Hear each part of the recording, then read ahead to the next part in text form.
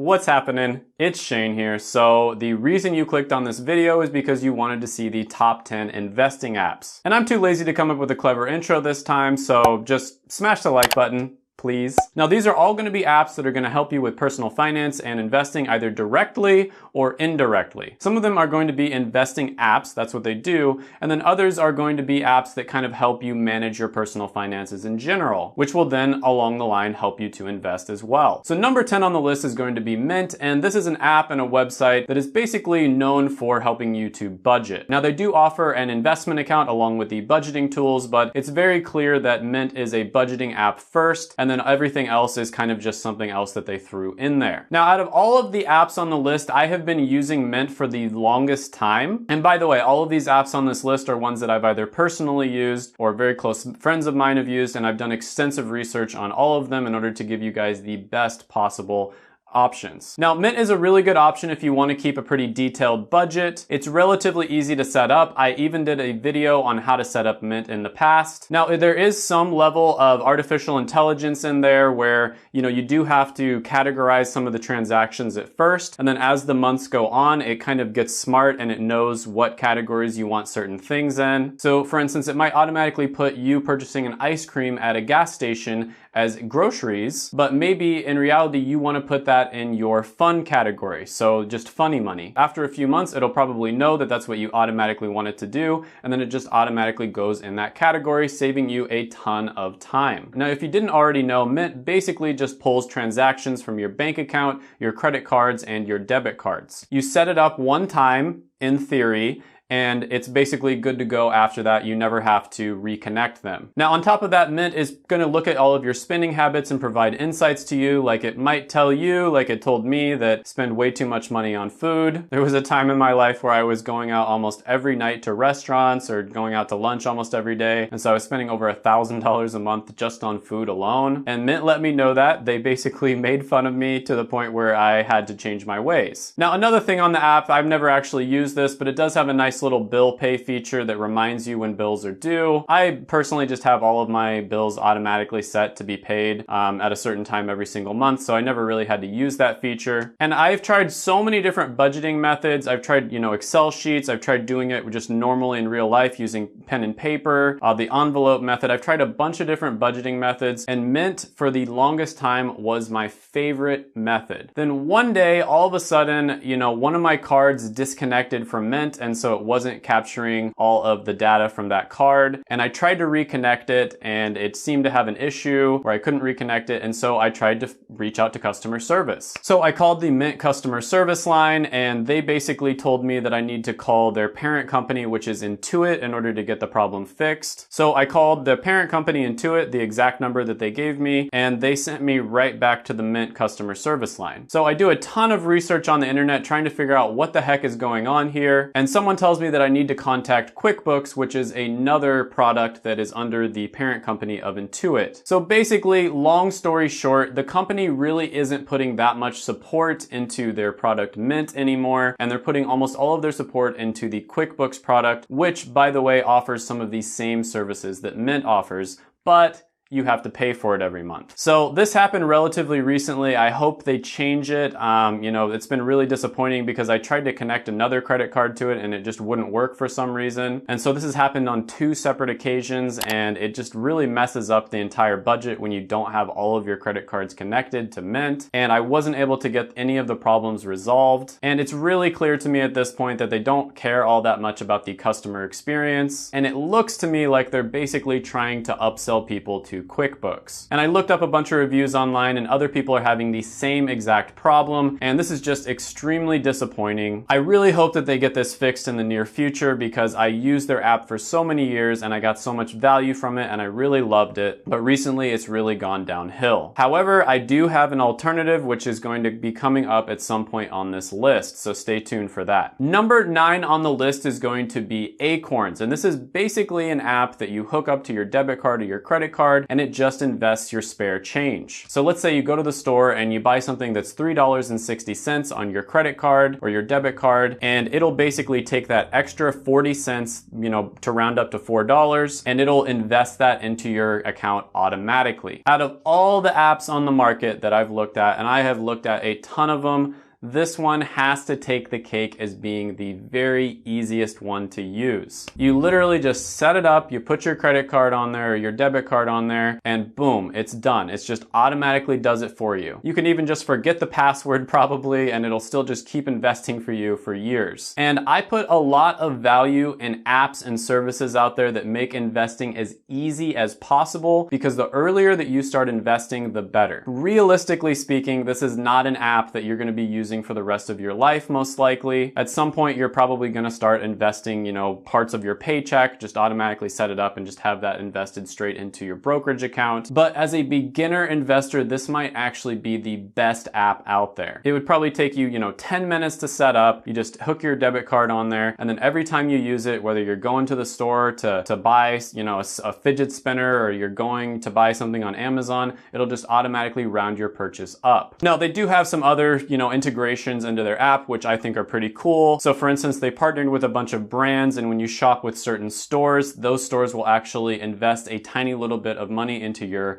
brokerage account with Acorns. And there's a bunch of cool little features like that. It's a neat app. I really like it a lot. Great for beginners, but there are a few downsides to it, and I'm gonna go over those right now. So overall, they charge you $1 a month in order to use the service. And that probably doesn't sound like very much in the grand scheme of things, but there is a big problem with that, and that is you're probably only going to invest like maybe 25 bucks a month at most. I mean, think about it. How many purchases do you really make? 20 cents here, 10 cents there, 5 cents here, 50 cents there, 80 cents there. I mean, it does add up on some level, but in one single month, you're probably not going to add up to that much more than maybe $25, let's say. So by investing $25 and a $1 service fee every single month, that means that they are charging you 4% on your investments. That is higher than any brokerage out there by a long shot. That's awful. And especially considering that, let's say you go for an index fund and the market average is about 7 to 8% per year if you adjust for inflation. That means that they are going to be taking a significant amount of your profit. And for that reason, I don't think that Acorns is a viable long-term solution. But the reason that I kept it on this list is just because it's so good for beginners to just start investing. And it just has a really cool concept to it as well. It's just like invest your spare change. Number 8 on the list is going to be a very interesting app that I found, which is called Titan. So this is a very weird app, I have to admit, because they market themselves as basically a hedge fund for the everyday person. And they basically say, hedge funds are not accessible for the everyday person because you have to have a certain amount of money in order to invest in a hedge fund. But this is basically a way for everyone to group their money together, and that way, normal everyday people can invest in them. Now, they're technically not a hedge fund. They're more of an algorithmic investing platform, but I mean, we're not going to get into the details here. So I think the real value that this app offers is the fact that you basically get access to people who are experts, who are,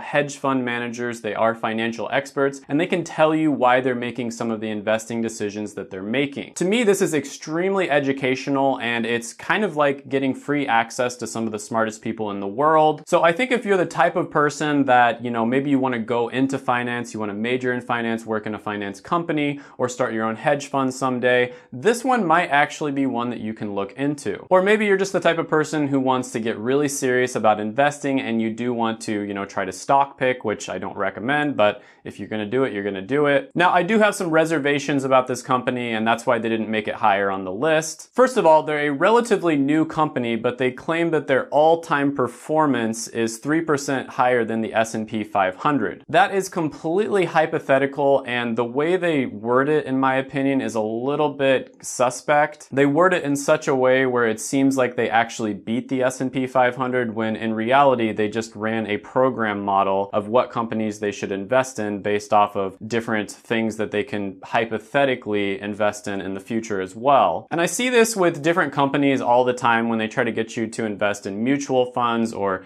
hedge fund marketing, or where they'll say, oh, look at this mutual fund. It outperformed the S&P 500, for 30 30 years now. Well, the thing is what they do is they start like 1,000 different funds and then they cherry pick the ones that actually do outperform the S&P 500. In reality, very few of them do. Depending on the study you look at, it's somewhere between 90 and 95% of the time, a normal index fund will actually beat a hedge fund manager. In reality, when you look at the studies, depending on which one you look at, a normal, just S&P 500 index fund will beat a hedge fund manager somewhere between 90 and 95% of the time. So overall, I think the idea behind this one is really cool. And I think if you are very serious about investing, you want to become a professional who's either a hedge fund manager, you work for a big company or something along those lines, this is one that you should look into, and maybe you should even, open up an account and start with them. So number 7 on the list is going to be Stash. And this is another really well-known investing app out there. And the way I like to explain Stash to people is it's kind of like Robinhood, but it's even easier to invest than Robinhood. So what they do is they'll ask you a bunch of personal questions and a bunch of questions about what types of companies that you want to invest in. And then they'll make a portfolio for you around your personal beliefs. So this is a very interesting concept overall, in my opinion. So let's say you only want to invest in green companies that are good for the environment, for instance. You can tell them that, and then they will only make investments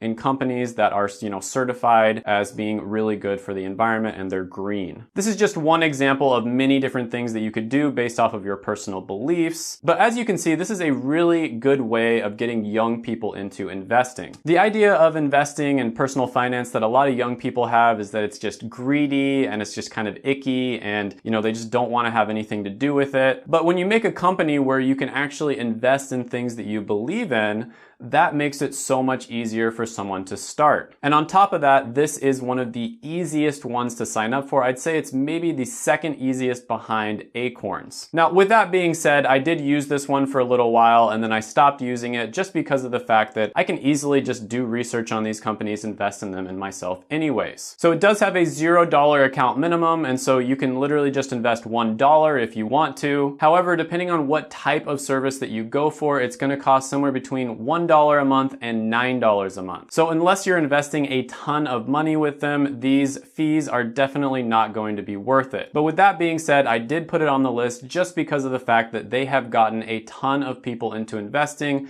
that otherwise wouldn't have gotten into it. And if this is something that resonates with you, you should definitely check them out. Number 6 on the list is going to be Betterment. Now, Betterment is technically what's known as a robo-advisor. And a robo-advisor is kind of just like a financial advisor that gives advice to you on what to invest in based off of algorithms and all of that sort of thing with almost no or very little human interaction. So it basically tells you what to invest in based on algorithms and a bunch of other different signs from across the world, and there's no human intervention there. Now, without a doubt, Betterment is one of the best robo-advisors out there. There's no account minimum, so you can start investing with any amount of money, and they charge about 0.25% when it comes to the assets that you have on there. Now, that is a tiny bit high. It's definitely not as bad as some of the other ones on the list, but they also have an option to have unlimited access to personal financial advisors for about a 0.4% fee. So Betterment really does provide a great service there. You have access to people who are true professionals, financial advisors, and they can give you advice on not just investments, but they can also give you advice on other areas of personal finance in general. Now, the thing here is, and this is why they didn't rank higher on the list, is I don't know if I trust robo-advisors at this point. They're just too new in my opinion, and nobody really knows what's going to happen in the future with them. It sounds really good in theory because of the fact that,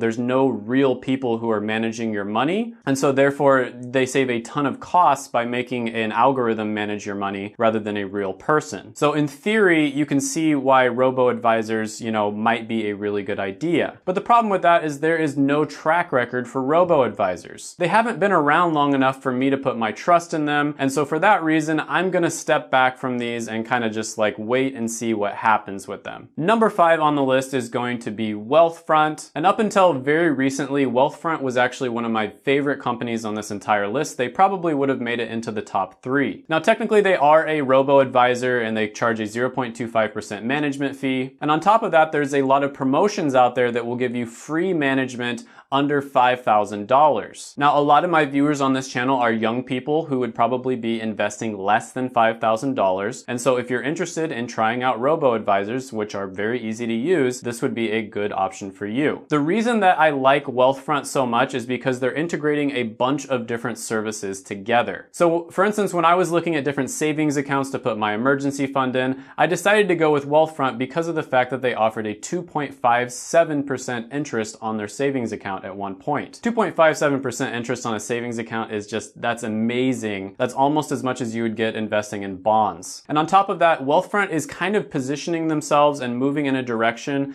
to basically just act as your own personal financial advisor. They're supposed to help you to kind of move towards retirement, for instance, you know, setting a target date, figuring out when you can retire and how much money you need to save and invest in order to do that. And it's clear to me that they're trying to integrate all of the services together just to make the best user experience possible. However, there are a few problems here with Wealthfront, and that's why they no longer rank as high on the list for me. First of all, that 2.57% interest on the savings account was taken down to 0.35%. Now, I know with the current situation, a lot of companies did take down their interest rates, but 0.35% is well below the industry average for online savings accounts. So when I see a company do this, it makes me lose a lot of respect for them because I realized that it was basically just a marketing ploy to get me to put my money with them, and then they took that away afterwards. Another thing that kind of annoys me with robo-advisors in general is they talk so much about tax loss harvesting. And that's basically where it makes it very easy for you to deduct taxes based on your investments. Now, they market it like it's some kind of huge deal and it's going to save you so much money, but in reality, it doesn't usually save you that much money unless you have a ton of money invested. And then on top of that, it's very easy for you to do it yourself or just have your accountant do it. But overall, this is a company I was very excited about just a few months ago. Unfortunately, they have kind of knocked down a little bit on my rankings, but hopefully after this whole,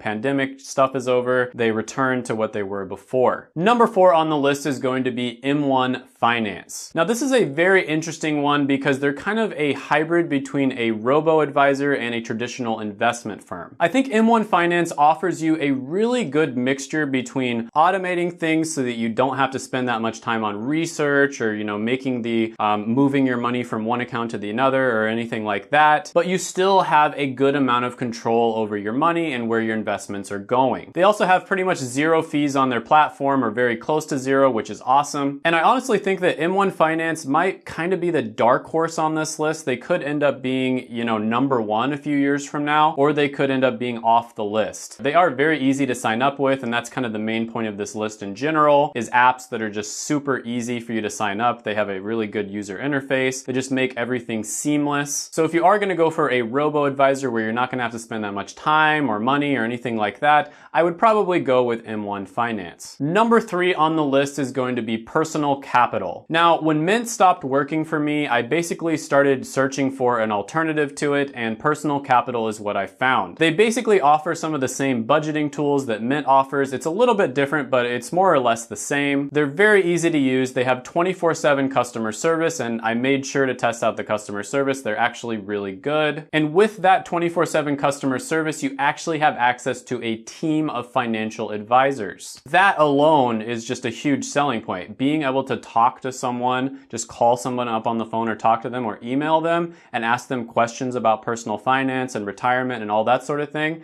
is invaluable. Now, they offer a ton of other service such as guidance and education on retirement planning. This is another company that I see moving in that direction of just being that full service, big picture where they just take care of all of the customer's needs in one place. I'm really enjoying Personal Capital right now. I think they're great, and I would recommend you trying them out as well. Number 2 on the list is going to be an oldie but a goodie, which they're not really that old at all actually, but it's going to be Robinhood. And I don't think I need to say too much about Robinhood. It's probably the most well-known investing app out there. They have an account minimum of 0. They have $0 trade fees on just about everything.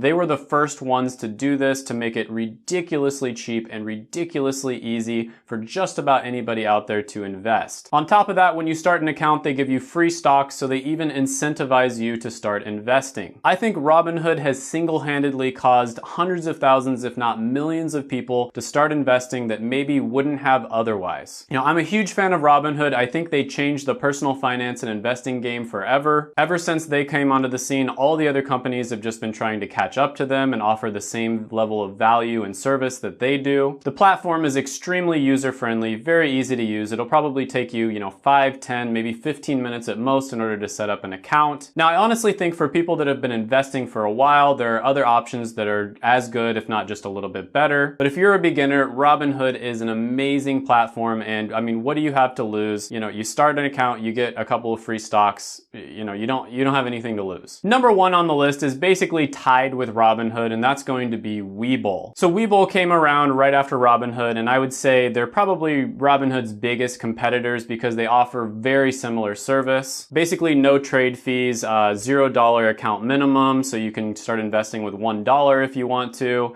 and all of the other bells and whistles are very similar to the same as Robinhood. Now on top of that, I believe they offer the best sign-up bonus out of any of the investing apps, and that is if you invest $100 with them, you can get 2 free stocks valued up to $1,400. That's even better than what Robinhood offers, and so for that reason, I decided to put them number one on this list because that just incentivizes people who wouldn't have invested otherwise to start investing. But overall, check out my videos right here. I made them just for you. Go ahead, smash the like button, hit the subscribe button, ring the notification bell, and then comment down below any thoughts, comments, criticisms, or whatever your opinion is on different apps that you've used. Thank you so much for watching, and bye for now.